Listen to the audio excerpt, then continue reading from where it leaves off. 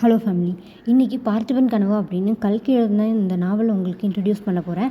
1942 publish ஆன இந்த புத்தகம் 1960 ஜெமினி கணேசன், வைஜெயந்திமாலா நடித்து பார்த்திபன் கனவு அப்படிங்கிற அதே பேரில் ரிலீஸ் ஆகியிருக்கு.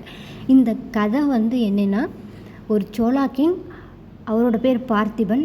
அவர் தன்னோட சோழ வம்சம் ரொம்ப பெருசாக வரணும் அப்படின்னு ஒரு ஆசைப்படுறாரு. அவரோட மகன் விக்ரமன்ங்கிற கேரக்டரில் தான் ஜெமினி கணேசன் நடிச்சிருப்பாங்க. அதாவது ஹீரோ விக்ரமனோட அப்பா தான் பார்த்திபன் ஒரு சோழா கிங்.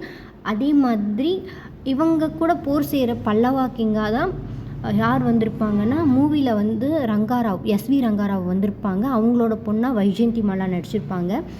அவங்களோட பேர் குந்தவை.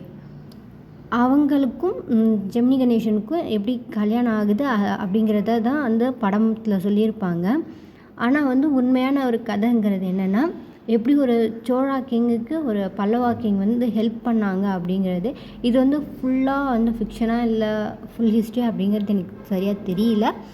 ஆனால் இந்த கதை படிக்கும்போது சூப்பராக இருக்கும். ஏன்னா இது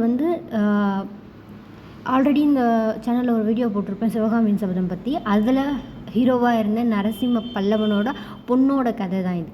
ஓகேவா? ஸோ இது பார்ட் 2 ஆஃப் சிவகாமியின் சபதம் மாதிரி இருக்கும். கல்கி எழுதின one of the best work. இந்த கதையில் மெயின் கேரக்டர்ஸை தாண்டி படகோட்டியாக ஒரு கேரக்டர் வரும். அந்த கேரக்டர், அவரோட ஒய்ஃப், அவங்களோட தாத்தா அப்படின்ட்டு எல்லாருமே இந்த கதையில் சூப்பராக இருப்பாங்க. இதில் வில்லன் சொல்கிறது ஹீரோவோட ஒரு சித்தப்பா ஒருத்தவங்க வருவாங்க. எல்லா கேரக்டருமே சூப்பராக இருக்கும்.